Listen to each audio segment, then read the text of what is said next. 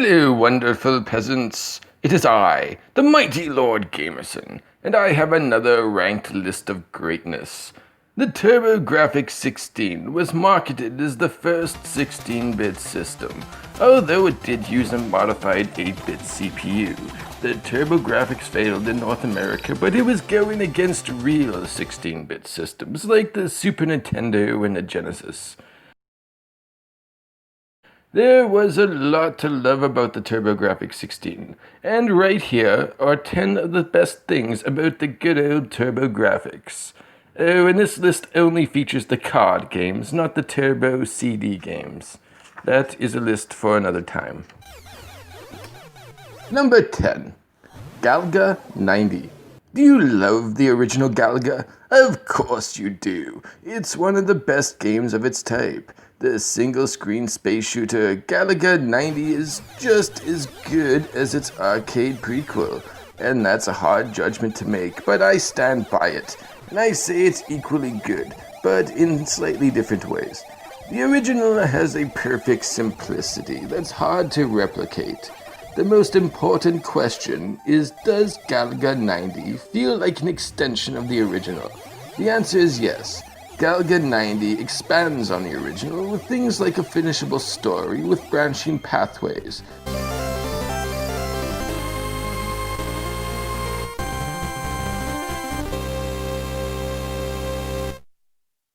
New enemies, environmental hazards, and scrolling levels.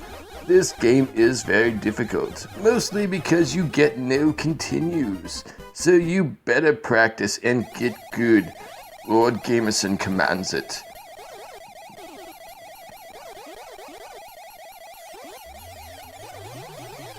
Number 9. Devil's Crush. Yes, my friends, the time has come. A pinball game has made its way onto one of the official best games on a console.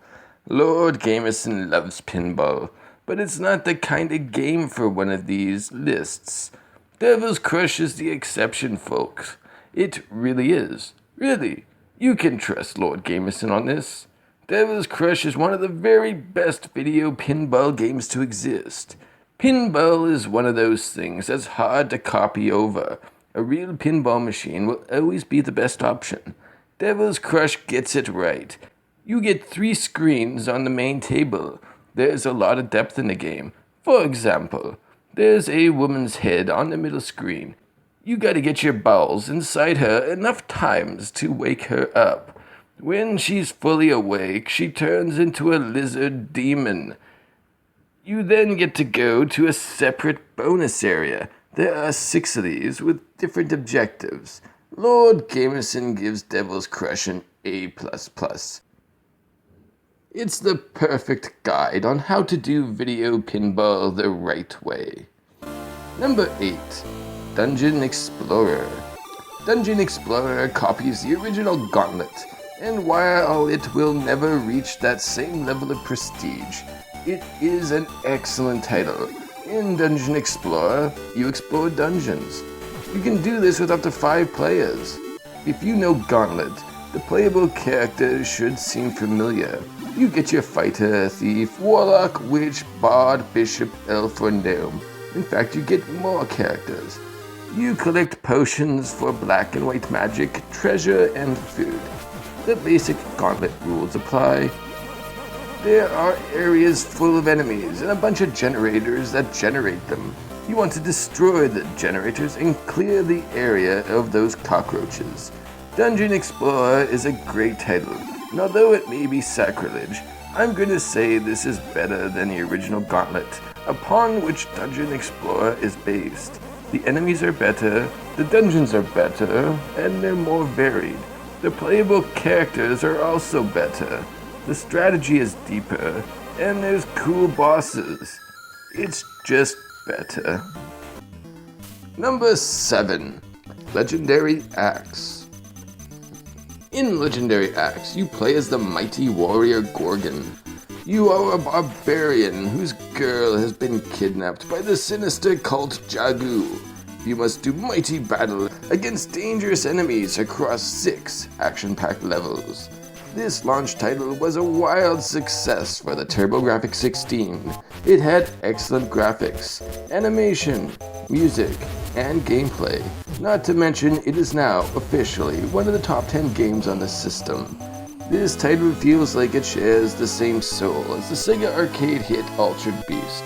While Altered Beast may have been more popular, Legendary Axe is actually the superior title. Number 6. Utopia II. Utopia II is the Turbo-Grafx answer to The Legend of Zelda, and this is an excellent Zelda clone. Don't get me wrong, Utopia is its own thing, but it is the most recognizable with its Zelda elements.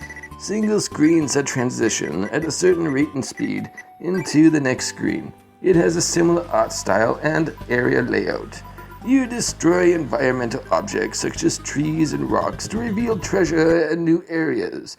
You collect objects and weapons that you need to progress. If you're going to copy a masterpiece, you need to make it excellent. The Utopia series is just that, excellent. It's not the masterpiece that Zelda is, but it's just, yes, you can guess it, excellent.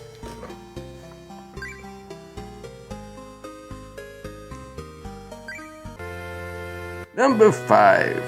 Splatterhouse. Have you ever played an old game and thought it would be better if it had lots of blood and guts?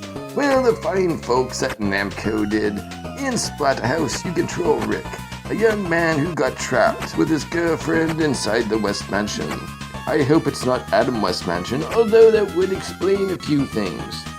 Anyway, Rick grabs the finest prison garb he can find, puts on his Jason Halloween mask, and loads his shotgun and goes on a mission to brutally kill anything that looks scarier than he does. This is a game for those who like the 80s horror movies. Lord Gavison likes 80s horror movies. Splatterhouse captures the feeling of its inspiration the very best that a game of this era could. The Turbo-Grafx port is really very, very good. Number 4. Soldier Blade. The Turbo-Grafx 16 is home to some fantastic shoot-'em-ups. A good shoot-'em-up is worth its weight in gold. Soldier Blade is excellent. It's just too much fun. The gameplay is just so silky smooth. Hudson Soft is a great developer, and yes, it was the Mighty B that made this one. This is a pure shooter, and a gold standard for the genre. It doesn't innovate so much, but that doesn't really matter, because what's here is the gold shooter standard. The action is fast and furious. The weapon power-ups are great, and the bosses are supremely badass. Soldier Blade by Hudson Soft is a shooter masterpiece.